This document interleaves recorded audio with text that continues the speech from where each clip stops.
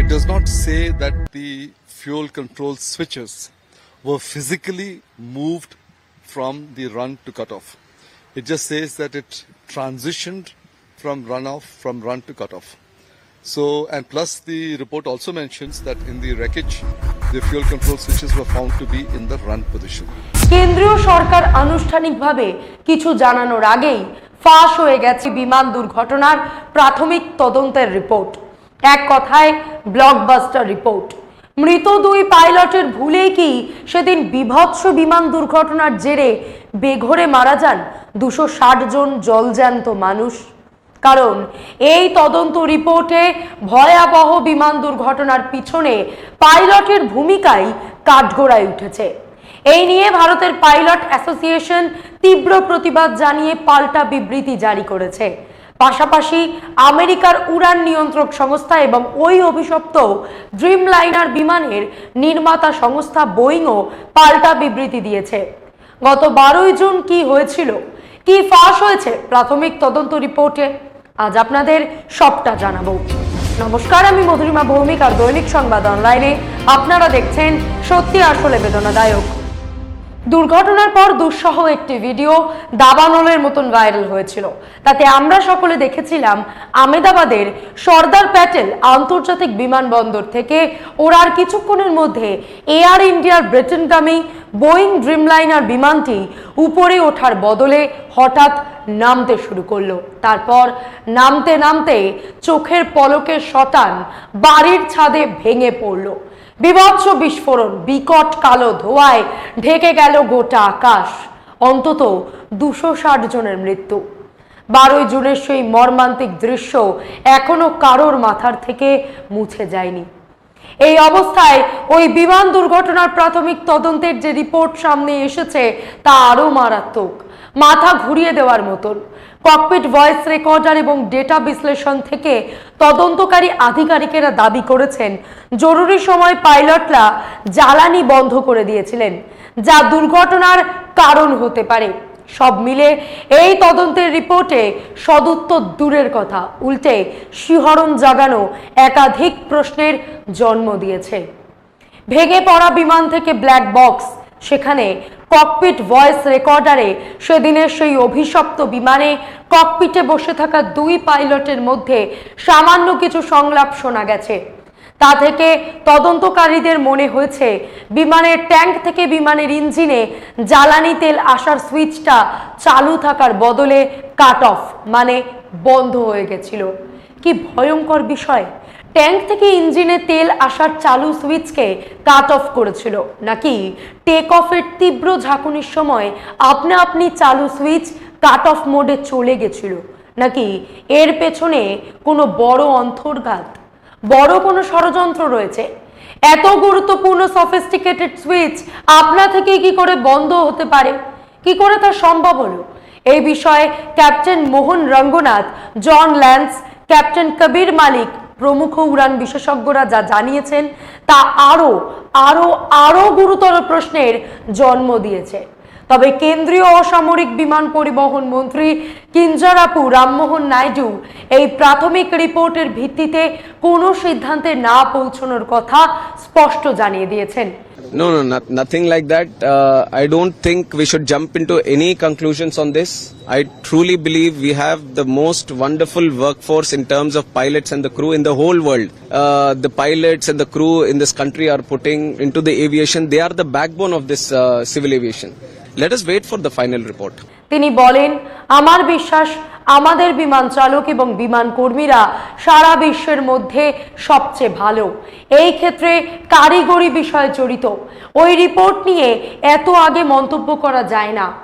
ড্রিমলাইনারের ইতিহাসে প্রথম এত বড় মাপের দুর্ঘটনার তদন্তে বোয়িং, এয়ার ইন্ডিয়া, আমেরিকার ন্যাশনাল ট্রান্সপোর্টেশন সেফটি বোর্ড এবং ব্রিটেনের বিশেষজ্ঞদের সাহায্য নিয়েছে এআইবি। প্রাথমিক তদন্ত রিপোর্টে অন্তর্ঘাতের সম্ভাবনা তারা উড়িয়ে দিয়েছে ওড়ার সময় কোনো পাখির সঙ্গে ধাক্কার কথাও। রিপোর্টে বলা হয়েছে সেদিন আবহাওয়া ছিল অনুকূল, আকাশ ছিল পরিষ্কার, দৃশ্যমানতা ছিল ভালো। বাতাসের তীব্রতা কম ছিল। রানওয়ে থেকে ওড়ার সময় বিমানের গতিবেগ ছিল 180 নট বা প্রায় 333 কিলোমিটার প্রতি ঘন্টা। স্বাভাবিকভাবেই সেটি উপরে উঠছিল। বিমানের ডানার ফ্ল্যাপের অবস্থান ছিল 5 ডিগ্রি। অন্যদিকে নামার ব্যবস্থা বা ল্যান্ডিং গিয়ার ছিল ডাউন অবস্থানে। ওড়ার সময় সেটাই স্বাভাবিক অবস্থান, কিন্তু তারপরেই ইঞ্জিনে জ্বালানি সরবরাহে সুইচ চলে যায় কাট অফ অবস্থানে। আহমেদাবাদ বিমান দুর্ঘটনার প্রাথমিক তদন্ত রিপোর্ট প্রকাশ্যে আসার পরেই গোটা দেশ জুড়ে তোলপাড় শুরু হয়েছে। বিমানের ককপিটে বসে থাকা পাইলটদের কথোপকথনের একটি অংশ রিপোর্টে উল্লেখ করা হয়েছে, আর সেখান থেকেই জন্ম দিয়েছে এক নতুন বিতর্ক। বিমান চালকদের সংগঠন airline pilots association of India এই রিপোর্টের পরে অভিযোগ করেছে তদন্তের ভঙ্গি এবং অভিমুখ একতরফাভাবে মৃত পাইলটদের ত্রুটির দিকে ইঙ্গিত করছে। অতীতে বোয়িং 737 ম্যাক্সের দুর্ঘটনার তদন্তের প্রসঙ্গ তুলে বিমান চালকদের বড় অংশের অভিযোগ বোয়িং বারবার সত্য ধামাচাপা দেওয়ার চেষ্টা করেছে। অতীতের দুর্ঘটনার ক্ষেত্রেও পাইলটদের প্রশিক্ষণের সমস্যার দিকে ইঙ্গিত করা হয়েছে। পরে আরও গভীরে গিয়ে তদন্ত করার ফলে বিমানের এমক্যাশ সেন্সর এতে ত্রুটি ধরা পড়েছিল। আহমেদাবাদে এয়ার ইন্ডিয়ার দুর্ঘটনাগ্রস্ত বিমানের দুটি enhanced airborne flight data recorder, সংক্ষেপে যাকে EAFR বলা হয়, চালু কথায় যে যন্ত্র ব্ল্যাক বক্স হিসেবে পরিচিত, সেই দুটি যন্ত্রেরই যথেষ্ট ক্ষতি হয়েছিল বলে প্রাথমিক তদন্ত রিপোর্টে জানানো হয়েছে। বলা হয়েছে বিমানের পিছনের দিকের ব্ল্যাক বক্স BJ মেডিকেল কলেজের ভবনের সঙ্গে ধাক্কা লেগে যথেষ্ট ক্ষতিগ্রস্ত হয়েছে। ওই যন্ত্রের কানেক্টর কেবল পুড়ে গেছিল। সামনের দিকে থাকা ককপিট ভয়েস রেকর্ডার পুড়ে কালি মাখা অবস্থায় উদ্ধার হয়। ওই রেকর্ডারের কানেক্টর কেবল আগুনের তাপে গলে গেছিল। ওই ব্ল্যাক বক্সের তথ্য উদ্ধার করার ক্ষেত্রে বিমান পরিবহন নিয়ন্ত্রক সংস্থা DGCA ছাড়াও আমেরিকার ন্যাশনাল ট্রান্সপোর্টেশন সেফটি বোর্ডের সাহায্য নেওয়া হয়েছে। যেমন সব বিমানেই দুজন পাইলট থাকেন, সেদিন এয়ার ইন্ডিয়ার বোয়িং ড্রিমলাইনার যাত্রীবাহী বিমানেও দুজন পাইলট ছিলেন। মূল পাইলট ক্যাপ্টেন সুমিত সাবরওয়াল এবং তার সহযোগী ক্যাপ্টেন ক্লাইভ কুন্দর। 56 বছরের সুমিত সাবরওয়াল ছিলেন 32 বছরের পাইলট ক্যাপ্টেন ক্লাইভ কুন্দরের চেয়ে বয়স এবং কর্মদক্ষতায় অভিজ্ঞ। সুমিতের 15,638 ঘন্টা বিমান ওড়ানোর অভিজ্ঞতা ছিল। ক্লাইভের ছিল 3,403 ঘন্টার অভিজ্ঞতা। কার্যত ব্লকবাস্টার এই তদন্ত রিপোর্টে বলা হয়েছে দুই পাইলট শারীরিকভাবে সম্পূর্ণ সুস্থ ছিলেন, পর্যাপ্ত বিশ্রাম পেয়েছিলেন তারা, তাদের শারীরিক দিক থেকে কোনো ত্রুটি ছিল না। দুর্ঘটনার প্রাথমিকভাবে অন্তর্ঘাতের কোনো প্রমাণও মেলেনি বলেও জানিয়েছে AAIB। তাহলে কী কারণে জ্বালানি সুইচ ঘিরে এই বিভ্রান্ত তৈরি হলো পাইলটদের মধ্যে, তা স্পষ্ট নয়। ককপিট ভয়েস রেকর্ডারে এই দুই ক্যাপ্টেনের মধ্যে অতি সংক্ষিপ্ত একটি কথোপকথন শুনতে পেয়েছেন তদন্তকারীরা, যেখানে সম্ভবত ক্যাপ্টেন সাবরওয়ালকে সহযোগী ক্যাপ্টেনের উদ্দেশ্যে বলতে শোনা যাচ্ছে, আপনি কি কাট অফ করেছেন? জবাব আসে, আমি করিনি। তাহলে কে করলো?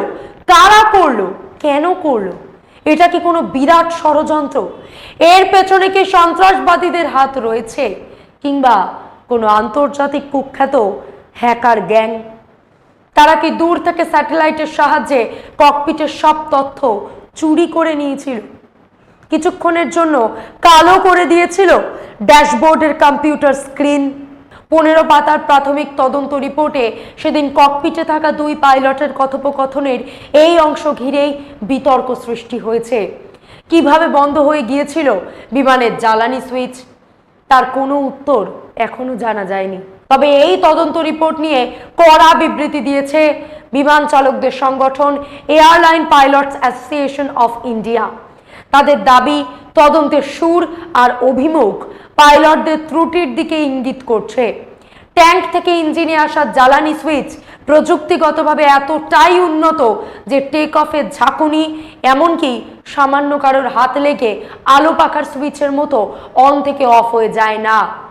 ককপিটে থাকা ওই সুইচটাকে হাত দিয়ে একটু টেনে তারপর গাড়ির গিয়ারের মতন কিছুটা উপরে তুলে তারপর পুশ করে অফ করতে হয়। এটা নিজে থেকে অফ হওয়া কখনোই সম্ভব নয়। ভারতের পাইলট অ্যাসোসিয়েশনের দাবি, তদন্তের বিশ্বাসযোগ্যতা নিয়েই প্রশ্ন রয়েছে। সেই সঙ্গে তারা দাবি করেছে কোনো দায়িত্ব সম্পূর্ণ ব্যক্তির স্বাক্ষর ছাড়াই রিপোর্ট সংবাদ মাধ্যমে ফাঁস করা হয়েছে। এদিকে গতকাল ইঞ্জিনে জ্বালানি নিয়ন্ত্রণ সুইচের লকে কোনো গন্ডগোল নেই এবং সেইগুলির ব্যবহার বিপজ্জনক নয় বলেই বিবৃতি জারি করেছে আমেরিকার অসামরিক বিমান নিয়ন্ত্রণ সংস্থা FAA এবং বিমান নির্মাতা সংস্থা বোয়িং। মোদ্দা কথায় বোয়িং দাবি করেছে এটা তাদের ম্যানুফ্যাকচারিং ফল্ট নয়। দুর্ঘটনা নিয়ে ভারতের এয়ারক্রাফট অ্যাক্সিডেন্ট ইনভেস্টিগেশন ব্যুরোর প্রাথমিক তদন্ত রিপোর্টে উল্লেখ করা হয়েছে একটি আমেরিকান সতর্কবার্তার কথাও।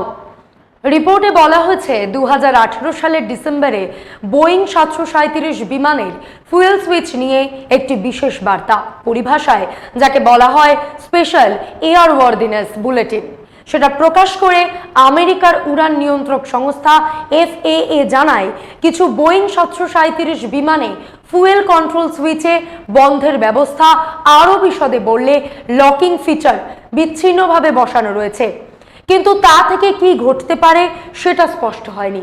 এমনকি এতে সুরক্ষার তেমন ক্ষতি হবে না বলেই মনে করেছিল FAA। তার ফলেই কেবল এয়ারওয়ার্দিনেস বুলেটিন বা বার্তা প্রকাশ করা হয়েছিল।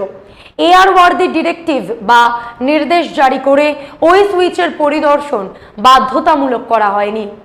তদন্তকারীরা জানিয়েছেন এয়ার ইন্ডিয়ার দুর্ঘটনাগ্রস্ত ড্রিম লাইনারেও ওই নকশারি সুইচ ছিল। বিশেষজ্ঞদের মতে এ থেকে কি সমস্যা হতে পারে তা স্পষ্ট করা প্রয়োজন।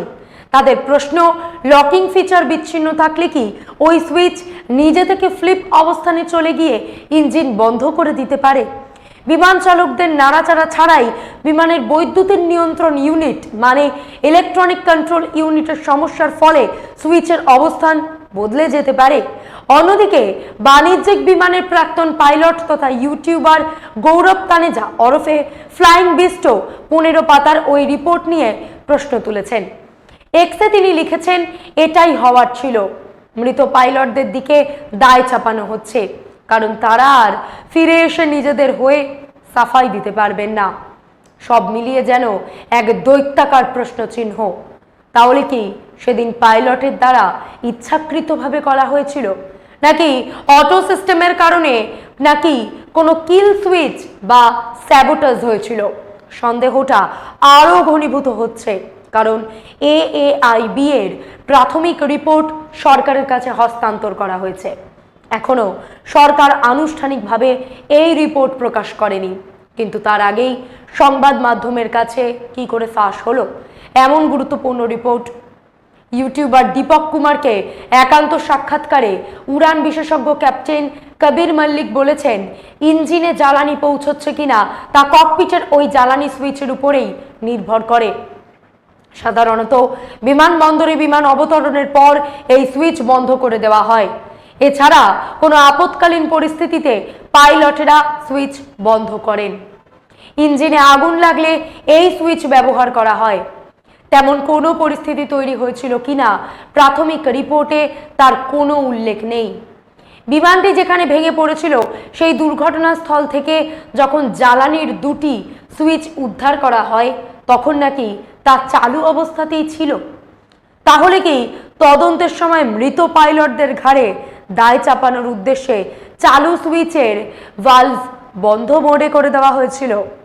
18 বছর ধরে বিমান চালনার অভিজ্ঞ ক্যাপ্টেন মালিক বলেছেন, ভুলবশত পাইলট জ্বালানি সুইচ বন্ধ করে ফেলবেন, এমনটা হতে পারে না। আর আপনা থেকে এই সুইচ বন্ধ হয়ে যাবে এটা একেবারেই অসম্ভব। দূর থেকে কোনো হ্যাকার গ্যাং ককপিটের কম্পিউটার সিস্টেম কিছুক্ষণের জন্য হ্যাক করে ড্যাশবোর্ডের পর্দা কিছু সময়ের জন্য ওয়াইপ আউট করে দিতে পারে, তবে সেই সম্ভাবনা অত্যন্ত ক্ষীণ। কিন্তু কোনোভাবেই দূর থেকে কেউ ইঞ্জিনের চালু সুইচটিকে বন্ধ করে দিতে পারবে না।